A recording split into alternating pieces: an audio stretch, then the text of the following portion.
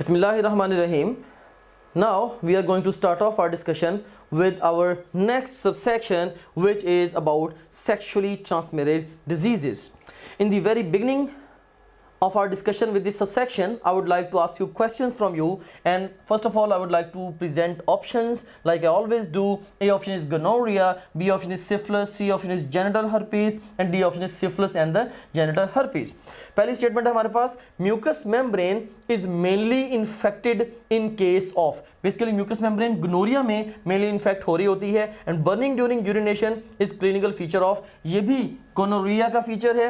And another statement, painless ulcers is clinical feature of. तो ये syphilis का clinical feature है. अभी हम इन इंपॉर्टेंट पॉइंट्स के टेबल में जाके सम अप भी करते हैं. Central nervous system of infant while passing through birth canal is infected in case of. तो सिफिलिस और जेनिटल हर्पीज दोनों में सेंट्रल नर्वस सिस्टम इन्फेंट का या न्यू नेट का वो इन्फेक्ट हो सकता है. So best response is delta. Central nervous system, eyes, bones and joints are infected in case of. Basically जो CNS और आईज और बोन्स वगैरह और जॉइंट्स, ये सिफिलिस के केस में ये इन्फेक्ट हो रहे होते हैं. So best response would be beta. Treponema pallidum is causative agent of. तो ये भी सिफिलिस ही का कॉजेटिव एजेंट है.